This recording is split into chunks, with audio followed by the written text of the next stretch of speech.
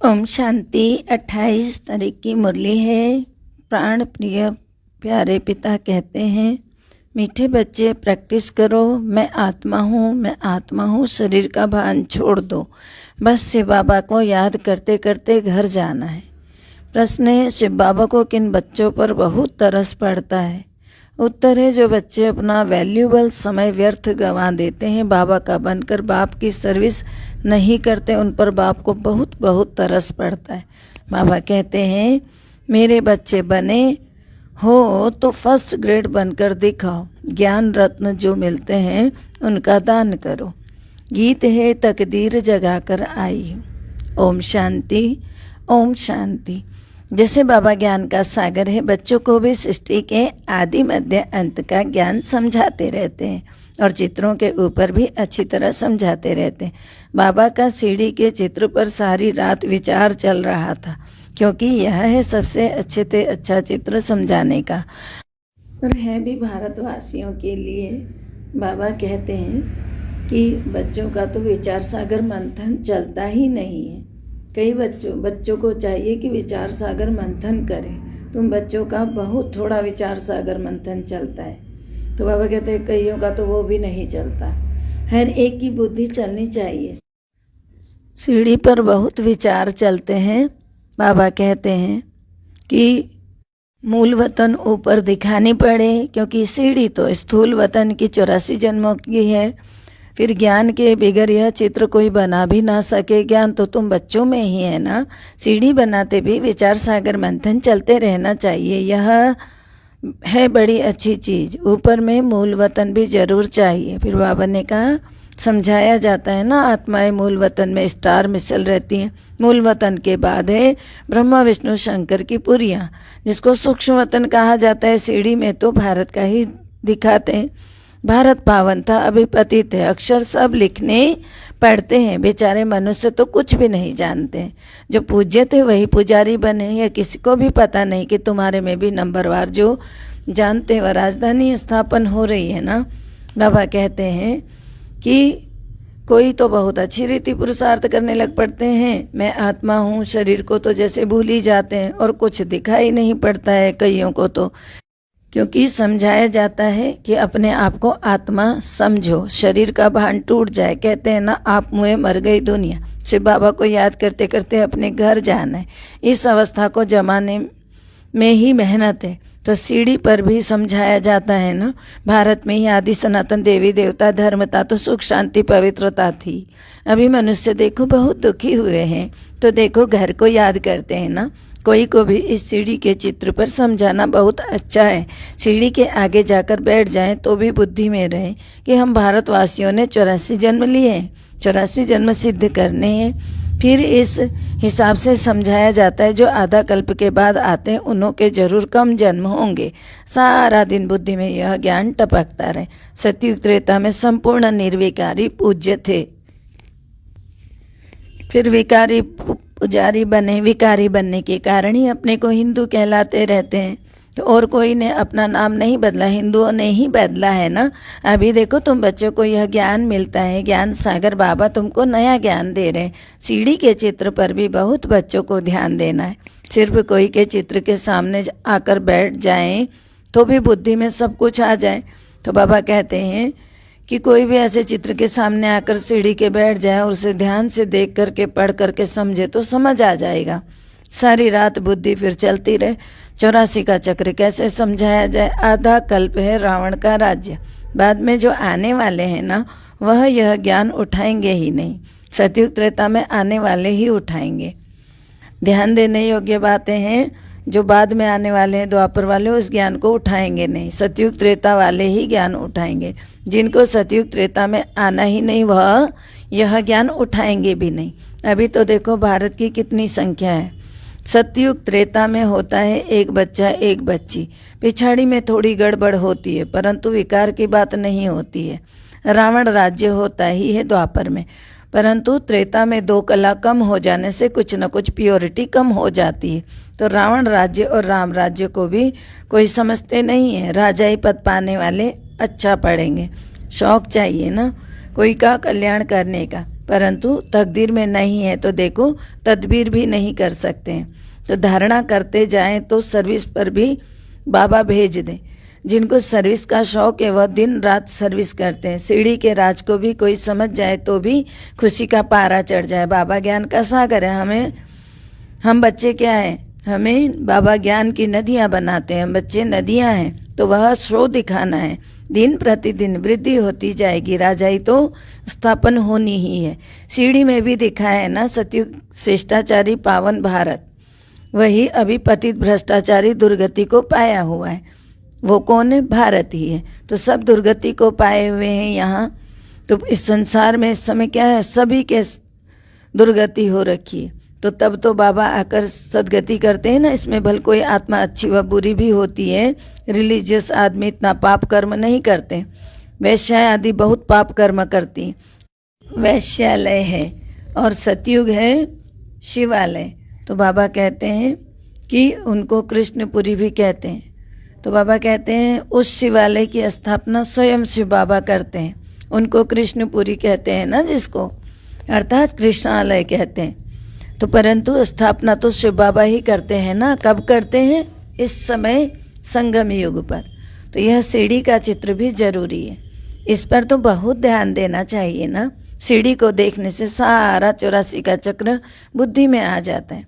परंतु अंदर बड़ा शुद्ध होना चाहिए। शिव बाबा से योग हो तब तो नशा चढ़े ना, और पद भी पा सकें। ऐसे नहीं कहना चाहिए कि जो मिलेगा तकदीर में, जो होगा तो मिलेगा। सर्विस का शौक रखना है। तो शरीर पर तो भरोसा नहीं है। आगे चलकर क्लेमिटीज भी जोर से आती रहेंगी, फिर खाली हाथ जाएंगे। अर्थक्वेक में भी लाखों मनुष्य मर पड़ते हैं। तो डर रहना चाहिए। योग की यात्रा से हम सतोप्रधान बन जाएं, फिर औरों को भी बनाना है। धन दिए धन ना खोटे, मेहनत करनी है। बाप तो समझाते रहते हैं ना, तुमको 21 जन्म अपने पाँव पर खड़े रहना है। तो बाबा कह रहे हैं कि बहुत अच्छी रीति इस सीढ़ी पर समझाना है। इसी अच्छी रीति समझा सकेंगे सीढ़ी पर तुम। 84 जन्म कैसे, ऊपर में लिखा हुआ भी है ना। शिव भगवान वाच निराकार पतित पावन ज्ञान का सागर समझा रहे हैं। जिनको समझाते हुआ फिर औरों को भी समझाएंगे कि बच्चे तुमको अब कारून का खजाना मिलता है, तो वह लेना चाहिए, उच्च पद पाना चाहिए। यह है प्रवृत्ति मार्ग का ज्ञान। एक ही घर से एक भांति ज्ञान में है, दूसरा नहीं है। खिटखिट तो होगी ही। यह सैपलिंग लग रहा है, हम पूज्य से पुजारी कैसे बने। यह राज बड़ा समझने का है। जो सबसे जास्ती पूज्य पावन बनते वही सबसे जास्ती पतित बनते। इनके बहुत जन्मों के अंत में ही प्रवेश किया है। सब पतित है ना। बाप भी समझाते हैं तो दादा भी समझाते हैं, तो दादियाँ भी समझाती हैं। बहन भाइयों का धंधा ही यह है। गृहस्थ व्यवहार में रहते कमल फूल समान रहें तो तुमसे भी तीखे जा सकते हैं। जो कांटों के जंगल में रहते हुए सर्विस करते हैं उनको फल जास्ती मिलता है। गृहस्थ व्यवहार में रहते सर्विस बहुत अच्छी करते हैं, उन्हों को सर्विस में बड़ा मज़ा आएगा। शिव बाबा भी मदद तो करेंगे ना। कहेंगे अच्छा सर्विस छोड़कर फलानी जगह जाओ। जैसे देखो निमंत्रण मिलते हैं प्रोजेक्टर शो के लिए, 4-5 मुख्य चित्र भी साथ में लेकर के जाओ, वहाँ सर्विस करके आओ। तो सर्विस के जो शौकीन होंगे कहेंगे हम जाकर समझाते हैं। वहाँ सेंटर भी खुल सकता है, निमंत्रण तो बहुत मिल सकते हैं। सर्विस वृद्धि को पाती रहेगी। बाबा गायन तो करेंगे ना, ये बच्चा बहुत अच्छा है तो सर्विस करने वाला है। कोई तो सर्विस से 3 कोस दूर भाग जाते हैं। सर्विस का शौक रखने से मदद भी तो मिलती है ना। जितना बाप की सर्विस करेंगे उतना ताकत मिलेगी, आयु भी उतनी बढ़ेगी, खुशी का पारा चढ़ेगा। नामी ग्रामी भी होंगे ना तो अपने कुल में होंगे, तो पुरुषार्थ में तो इतना उच्च बन सकते हैं ना। तो बाबा कहते हैं इतना पुरुषार्थ करना चाहिए। चलन से ही मालूम पड़ जाता है कि किसको सर्विस का शौक है। रात दिन अपनी कमाई का चिंतन रखना पड़े, बहुत भारी कमाई है ना। बाबा को भी कब कब ख्याल आता है जाकर बच्चों को रिफ्रेश करें, तो बहुत खुशी होगी ना। बाबा को तो सर्विसेबल बच्चे ही याद पड़ते हैं। अमृत वेले विचार सागर मंथन का डांस अच्छा चलता है। जिसका जो धंधा है उसी में लगे रहते। सवेरे में विचार सागर मंथन चलता है। बच्चों को भी पहले से ही मुरली अच्छी रीति धारण करनी पड़े। रिवाइज करें तब फिर आकर मुरली चलाएं। आगे बाबा रात को 2 बजे उठकर लिखते थे, फिर सवेरे मम्मा मुरली पढ़कर फिर चलाती थी। भल मुरली हाथ में न भी लेवें तो भी अच्छी चला सकें। ऐसे जिन जिन बच्चों को मुरली पढ़ने और उस पर चिंतन करने का शौक़ है वह सर्विस करते रहेंगे। मुरली पढ़ने से ही जाग पड़ेंगे। मुरली छपने का काम तो बहुत ज़ोर से चलेगा, टेप का भी काम बहुत बढ़ जाएगा, मुरली विलायत तक भी जाएगी। तो कोई की बुद्धि में बैठ जाए तो एकदम नशा चढ़ेगा। उठते बैठते 84 का चक्र बुद्धि में फिरता रहेगा। कोई की बुद्धि में तो कुछ भी नहीं बैठता है, तो खुशी का पारा नहीं चढ़ता है। ये तब की बात है जब ब्रह्मा बाबा साकार में थे। अभी तो देखो सब जगह मुरलियाँ, हजारों मुरलियाँ जा रही है, हजारों तरह से चला रहे हैं सब। तो तुम्हारा तो सारा दिन धंधा ही यह रहना चाहिए। यह है ऊंचे ते ऊंचा धंधा। बाबा को व्यापारी भी कहा जाता है ना। यह अविनाशी ज्ञान रत्नों का व्यापार कोई विरला ही करे। सारा दिन बुद्धि में यह फिरता रहना चाहिए और खुशी में मस्त रहना चाहिए। यह खुशी है सारे अंदर की, आत्मा को खुशी होती है। ओहो हमको बाबा मिल गए। बेहद के बाप ने 84 जन्मों की कहानी सुनाई है। बच्चे बाप का टीचर का शुक्रिया मानेंगे ना। तो बाबा कहते हैं कि स्टूडेंट टीचर द्वारा पास होते हैं तो फिर टीचर को सौगात भी भेज देते। तुम बच्चे जानते हैं बाबा उच्च पढ़ाई पढ़ाते हैं जिससे हम विश्व के मालिक बन जाते हैं। यह पढ़ाई बहुत सहज है परंतु पूरा ध्यान नहीं देते हैं। फर्स्ट क्लास नॉलेज है यह। इनको समझने से कारुण का खजाना मिलता है। कब भविष्य में कमाल है ना। तो हर एक बच्चा समझ सकता है हम किस ग्रेड में हैं। सारा मदार है सर्विस पर। बाबा तो कहेंगे 3rd ग्रेड से निकलकर 1st ग्रेड में आ जाओ तब कुछ पद पा सकेंगे। 21 जन्मों के रिजल्ट निकल जाती है। बाबा को तो तरस पड़ता है ना। व्यर्थ समय गंवाते हैं। बाबा समझाते हैं ड्रामा प्लान अनुसार। मुझे तो आना पड़ता है ना सदगति देने के लिए। यह है ही दुर्गति की दुनिया। पूछो तुम दुर्गति में हो तो कहेंगे हमारे लिए तो यहाँ ही स्वर्ग है। किसी से पूछते हैं तो बाबा कि तुम दुर्गति में हो। कुछ लोग अमीरियत में होते हैं तो कहते हैं हमारे लिए तो स्वर्ग ही यही है। तो बाबा ने कहा कि हम तो ऐसे बोलेंगे हम तो स्वर्ग में ही बैठे हैं। यह बुद्धि में नहीं आता कि स्वर्ग सतयुग को कहा जाता है। अब बड़े बड़े पंडित विद्वान हैं, किसकी भी बुद्धि में नहीं आता है कि यह तो पुरानी आयरन एजेड दुनिया है। बड़े घमंड से बैठे हैं। कितना भक्ति का जोर है। भक्ति का तो बहुत पंप है ना। कुंभ के मेले में पर भी देखो लाखों मनुष्य जाते हैं। यह है अंतिम पंप। तो माया इस तरफ आने नहीं देती। चूहे मिसल फूंक देती है, सारा खून चूस लेती है। अच्छा मीठे मीठे सिकिलदे बच्चों प्रति माता पिता बाप दादा का याद प्यार और गुड मॉर्निंग। रूहानी बाप की रूहानी बच्चों को नमस्ते। हम रूहानी बच्चों की रूहानी बाप दादा को दिल व जान से सिख व प्रेम से याद प्यार नमस्ते good morning diamond morning Om Shanti. शुक्रिया प्यारे बाबा, शुक्रिया।